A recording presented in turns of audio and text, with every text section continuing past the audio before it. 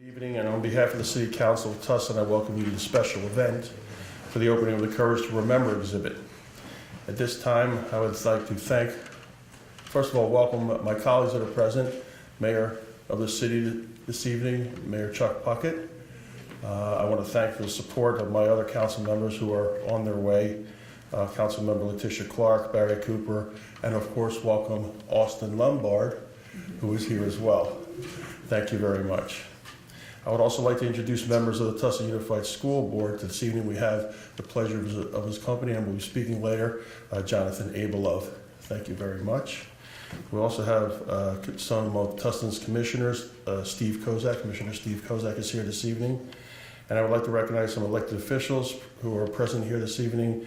Mayor Art Brown from Buena Park and his wife Chris Brown, who is a Savannah School District trustee. This evening we also have Assembly Member Choi, Representative Jose Martinez, I believe, is here or on his way. There are also some former mayors and council members here in our audience this evening. Former Mayor Jerry Amante and former Councilman Jim Palmer. I also want to welcome Rabbi Eliezri this evening as well. I want to also recognize some special sponsors to this exhibit this evening: SNCF, Simon Wiesenthal Center and Museum of Tolerance, the Foundation for California, Dr. Balitzer and Ted Gover. A special thank you to Regina Blankenhorn, who makes it all happen, for her tireless efforts and her unending support.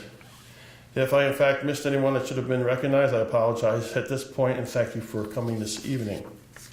I'd also like to take this time to introduce our survivors who will be here this evening and will be members of our panel for our Holocaust Forum on January 16th at 6:30 at the Tustin Marketplace.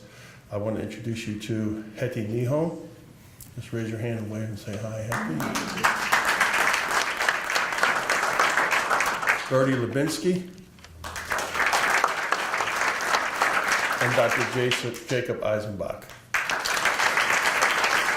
He's an old friend of mine now for several hours. A special thanks I'd like to extend to Dr. Grant Litvin and Kim Gillow from Tustin Unified School District for organizing the many students that will be visiting the exhibit and for the forum to be held at Tustin Community Center at Tustin Marketplace, as I previously stated, on Wednesday, January 16th at 6:30 p.m. Another special thanks to Samantha Smith, who's the regional branch manager of the Tustin Library, for helping us host the exhibit. Special thanks once again to Dr. Fred Balitzer, Rod Wilson, and Ted Gober for facilitating the bringing of this internationally renowned exhibit here to Tustin once again. And I will be presenting in a bit, and who will come to speak with us, Dr. Abraham Cooper as well. Rabbi Abraham Cooper. Thank you very much.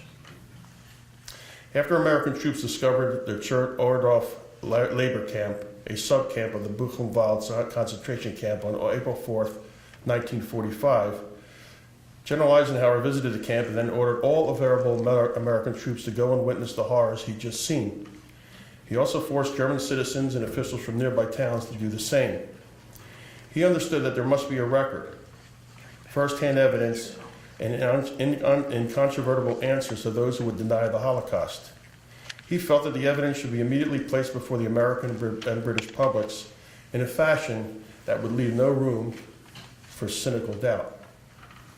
Eisenhower was concerned that in the future the atrocities of the Holocaust would be called propaganda.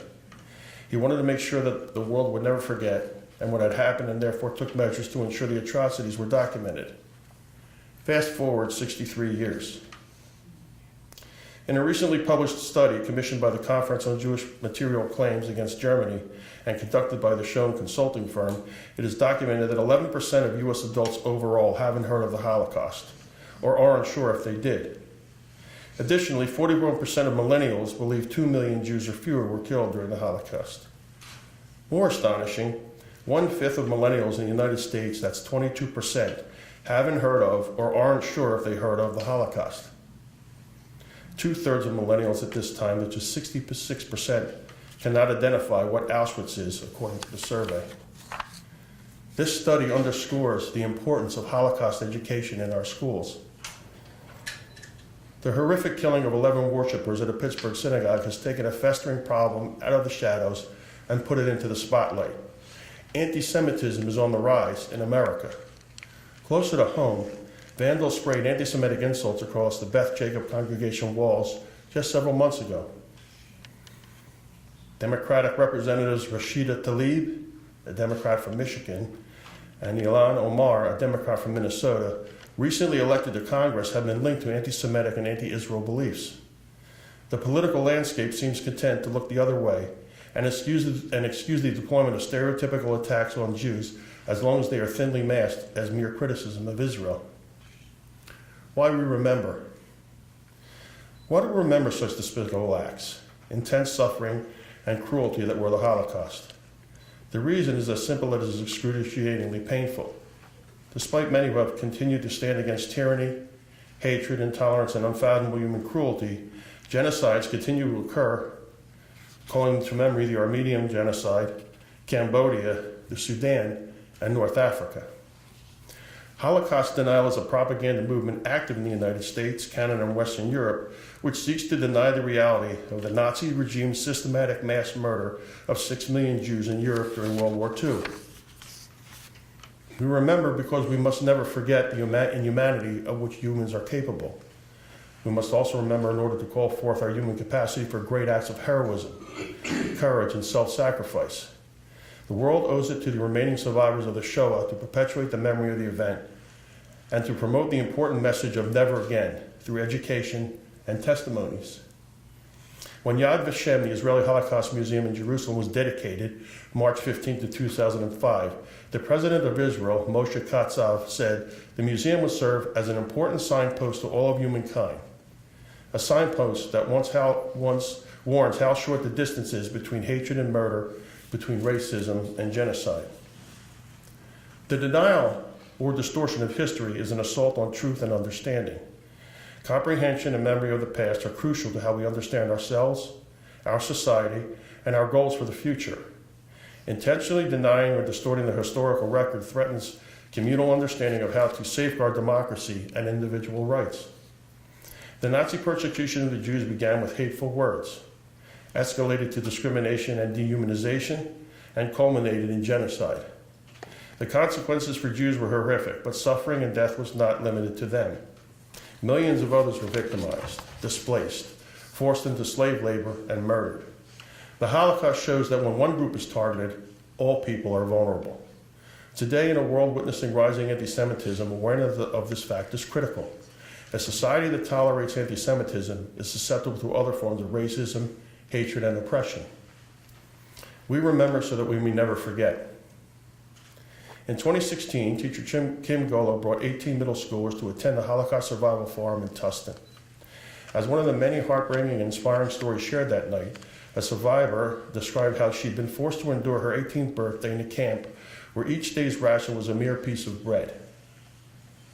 Amazingly, her faith in human kindness was rekindled by a simple act of generosity from her fellow prisoners.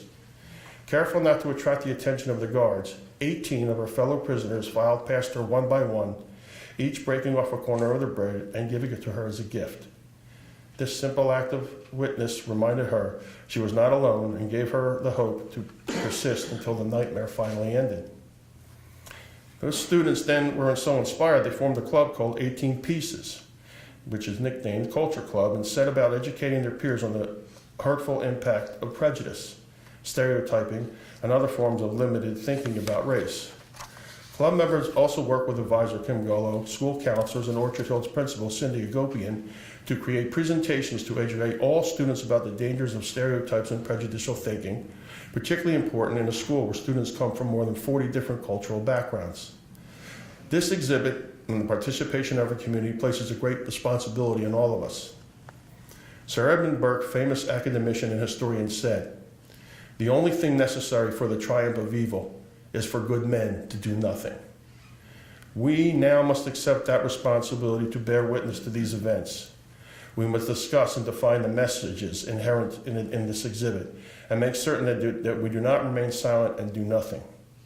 Never again must be ingrained in all of us, especially our children. This is the only way to prevent such catastrophes from occurring.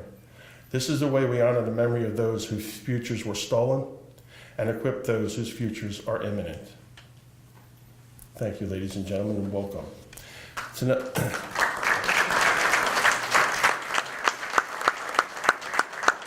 This time we'd like to have remarks from, I'd like to introduce Jonathan Abela, board member of the Tustin Unified School District.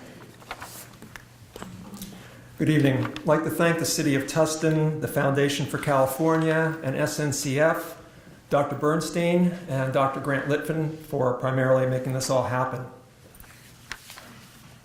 I was looking at some genealogy recently, and I realized that thinking about this tonight, that had my great-grandparents not left Europe when they did, I probably would not be standing here, nor would my family exist. When I thought about that, I thought how incredible sobering that is to think that that's all it took if they wouldn't have left. That so many of us would not be here today. We're fortunate to have this Courage to Remember exhibit, recognizing the worst act of senseless and barbaric inhumanity to man ever committed. Our students, our children, and anyone who attends will see the worst outcome and terror of hate that's ever been committed. We know the Holocaust was an attempt to erase those considered undesirable by the Nazi state from history. 6 million defenseless, innocent Jews and others were brutally slaughtered in the Holocaust, based upon the perception of ethnic superiority, violent anti-Semitism, and ethnic cleansing via the use of a gas chamber. Anti-Semitic activity, according to statistics from the JDL, and hate crimes in schools and colleges and bomb threats against Jewish institutions increased over 50% last year. The most horrific, mentioned by Dr. Bernstein, the October murder of 11 people worshiping at the Tree of Life Synagogue in Pittsburgh, Pennsylvania. Our children must understand that the cause is a climate in which the sentiments of white nationalists and other hate groups do not feel that they are being suppressed. To look the other way, to be apathetic, or wait for someone else to do something can only lead to more of this hate. This exhibit is more than a collection of old photographs, a topic to write about, or a footnote in a history book. It is a reminder, an opportunity, a statement to find common ground and interests with respect for everyone and anyone different from ourselves. We must move forward, fully embracing diversity, inclusion, and a culture of respect across all ethnicities and religion. Only through our actions and demonstrations can our children, our grandchildren, and anyone around us be influenced to do the same. Let us view the Courage to Remember with the idea that there is no limit on the amount of tolerance or empathy or character that we can possess. Thank you.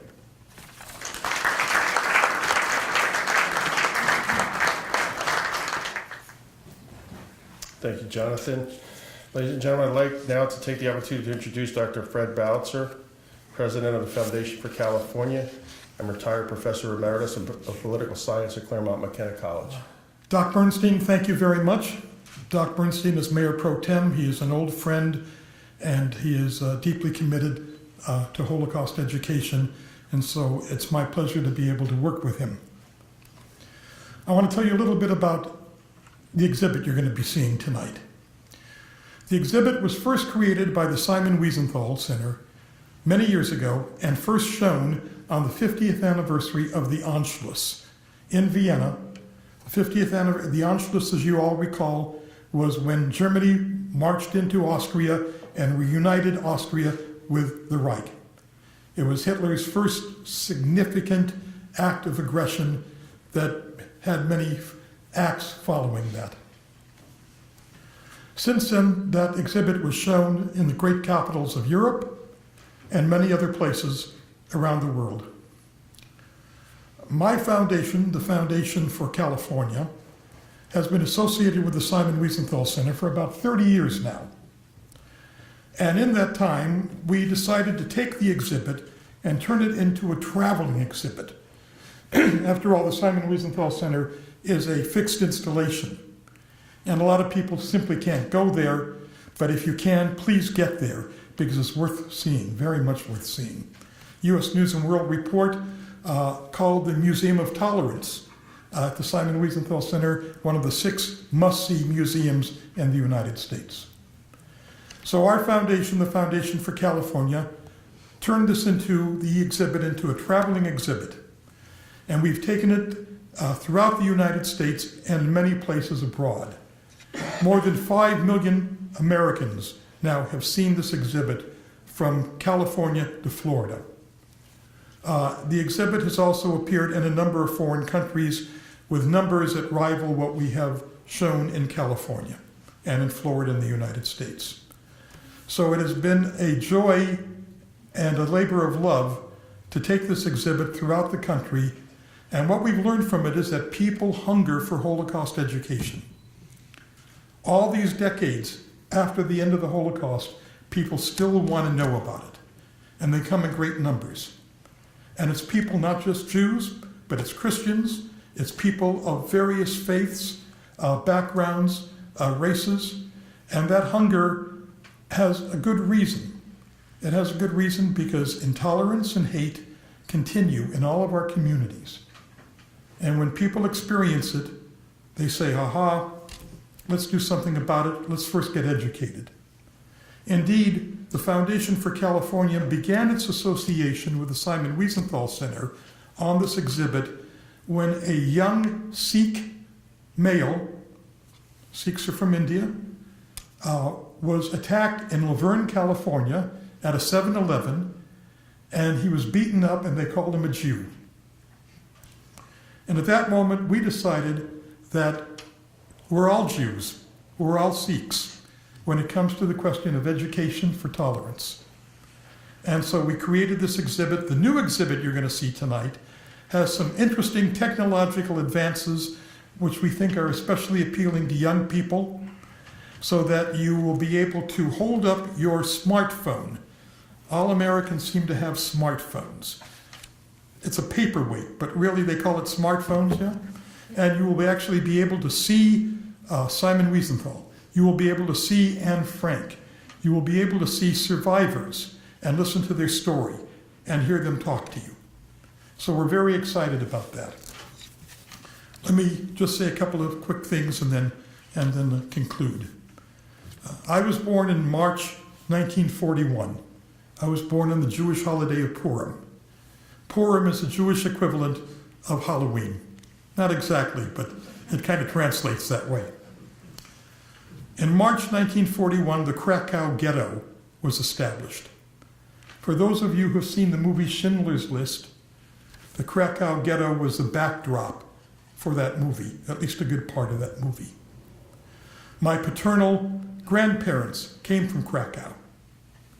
Our family name is on tombstones in the Jewish cemeteries of Krakow, now restored. Up until January of 1942, I'm not quite a year old now, Jews were murdered in batches. They were gunned down, they were dropped into pits and shot, or they were gassed in automobiles from carbon monoxide, in trucks from carbon monoxide. In 1942, January, the Germans decided that this was inhumane. They wanted a humane way of exterminating Jews and others, not just Jews. And so at a famous conference called the Wannsee Conference, they sought a solution to the industrialized scale of murdering European Jewry and a lot of other people to boot. After that, we get the crematoria. After that, we get the great concentration camps that sought to eradicate people by the thousands. What makes a Holocaust so different, so unique, and it is unique in human history, is that it was a government-driven program using modern technologies to eradicate an entire people. That's what sets the Holocaust separate from other genocides. We've been surrounded by genocides in recent years. We had one in Cambodia in 1972. We had one in Rwanda. But the Holocaust was different and unique because of the attempt to eradicate an entire people through the agency of a government and modern technologies. So I hope you will keep that in mind as you see the exhibit and understand the scale of which the Holocaust took place and what it represents. Let me Before I introduce Rabbi Cooper, I want to thank a few people. I call him Doc Bernstein. I hope that's all right, Doc. Yeah. I already mentioned the people here, but I want to thank the mayor, Chuck Puckett. Chuck, thank you very much for having us here. It's a pleasure and an honor to be in your chamber here tonight. I want to thank council member from Tustin, Austin Lombard. Austin, thank you very much for having us. I want to thank council member Letitia Clark. Letitia, not here yet? Of course, Doc Bernstein. I want to thank the 3 survivors who were here tonight. We never open an exhibit without the presence of survivors, because an exhibit can be powerful, but what's even more powerful are what survivors have to say that illuminates the exhibit and brings it to life. So I want to thank the survivors who are here tonight. I want to thank the Tustin Unified School Board and Jonathan Abloh. Jonathan just spoke to you, but we really appreciate your efforts in bringing this here and making it a centerpiece of a program for the school district on the Holocaust. Foundation for California has many generous donors. The French National Railway, SNCF, and many other donors throughout the United States have made it possible for us to do our work. We are very grateful to them, but we are especially grateful to our association with the Simon Wiesenthal Center, particularly with Rabbi Abraham Cooper. He's also a PhD, so I guess he's Rabbi Doctor or Dr. Rabbi Abraham Cooper. I'm never sure where you put these titles. He and I have had an opportunity to travel the world,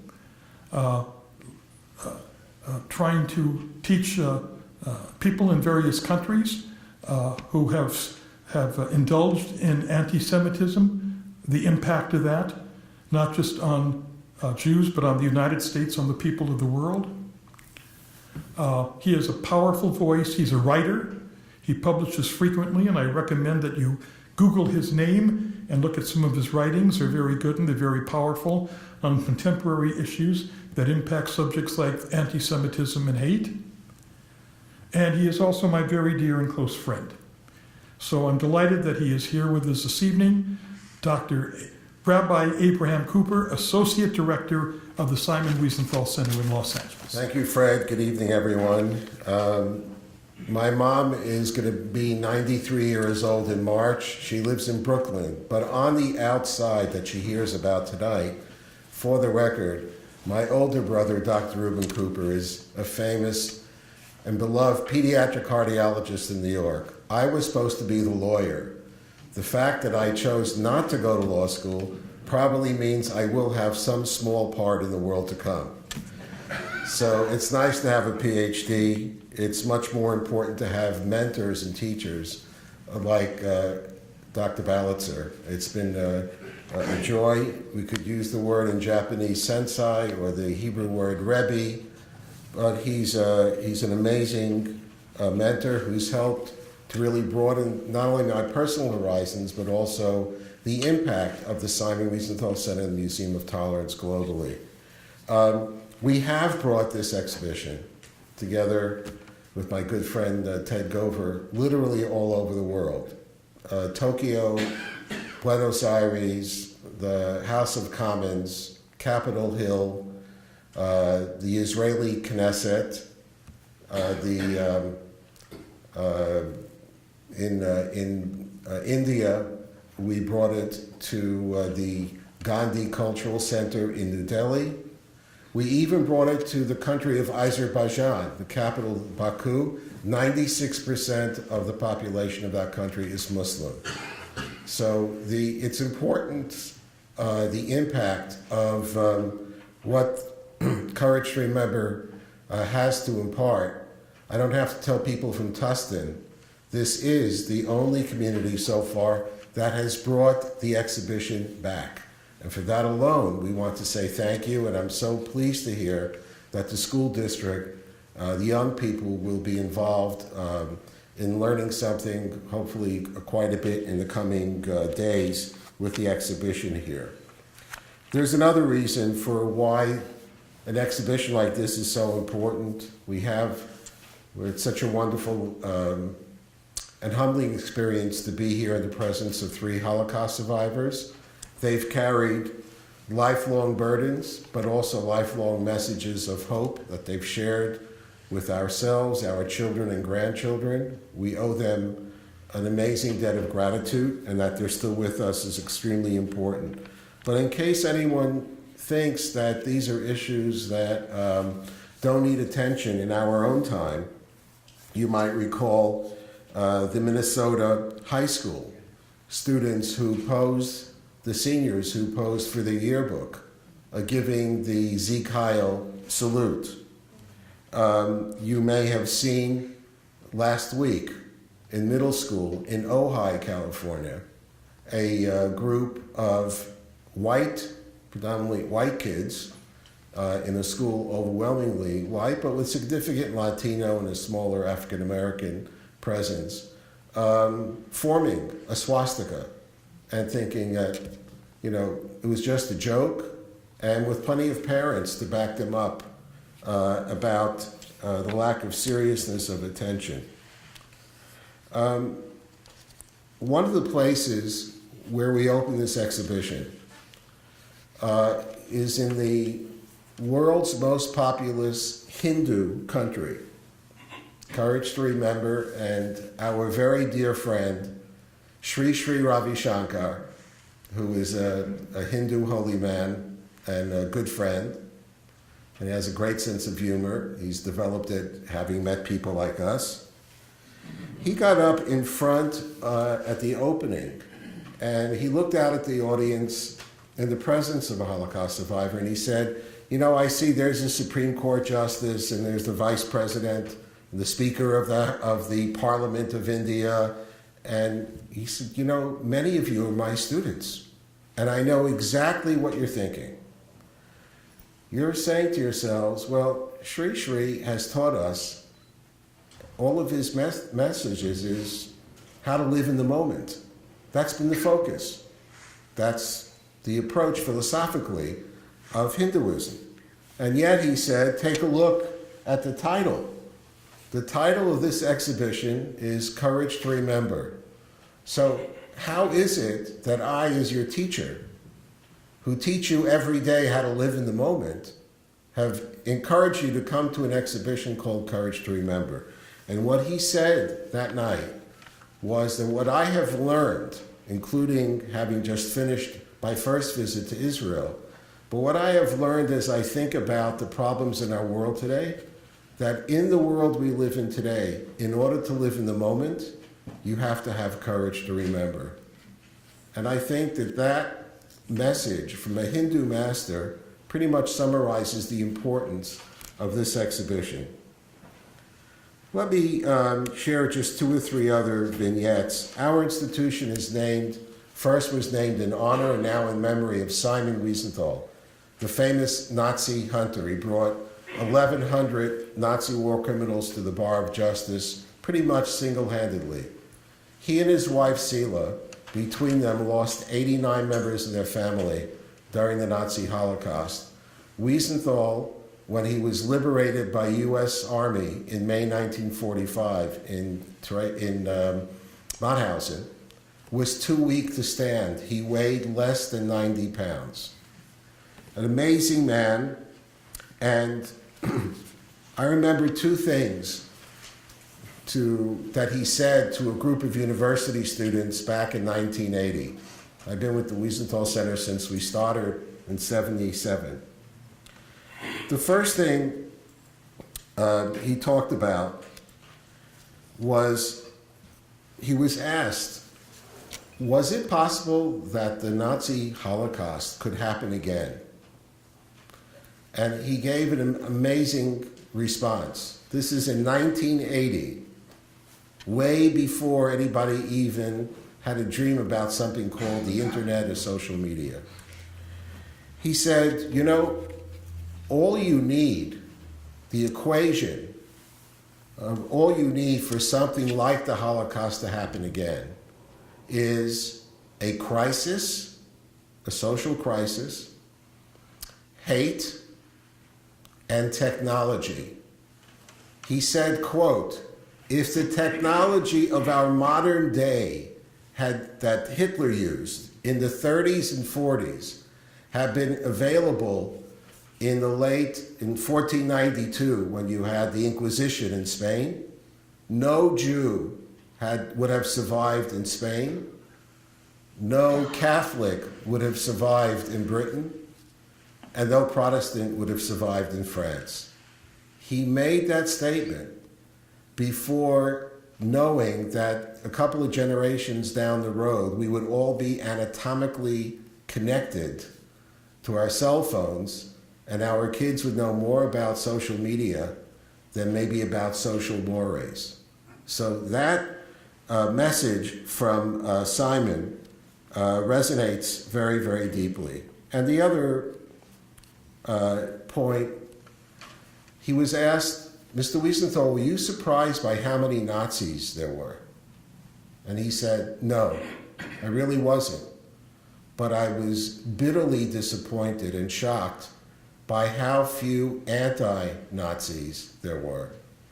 And I think historically, and as a society today, that's where we're at, meaning the next target may or may not be Jews. You've heard from previous speakers that anti-Semitism has spiked and reared its ugly head in so many different ways. We have real reasons to be concerned on both sides of the Atlantic. But to the core point of all of this is the next target may not be Jews, and the next perpetrator may not have an armband and a funny mustache. We don't know. And so it is really reassuring and empowering for me to come to Tustin and listen to your community leadership, including from your educational domain, and be with people who get it.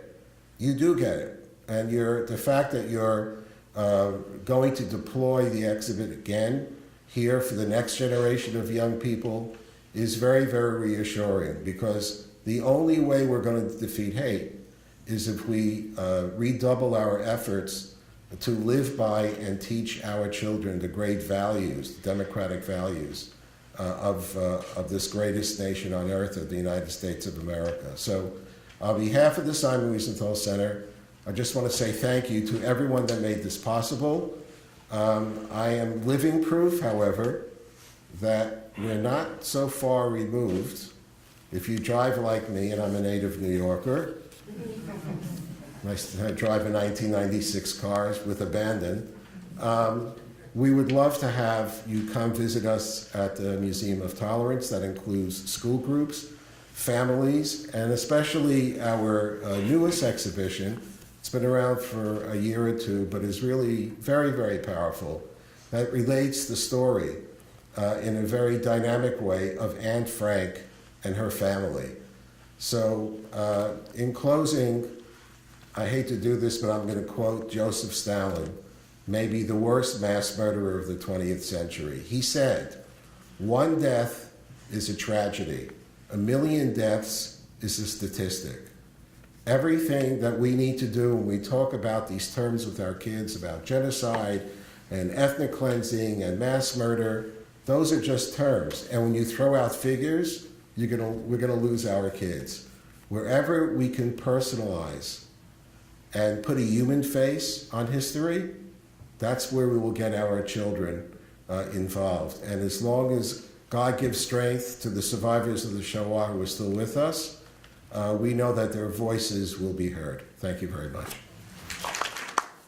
Thank you, Rabbi.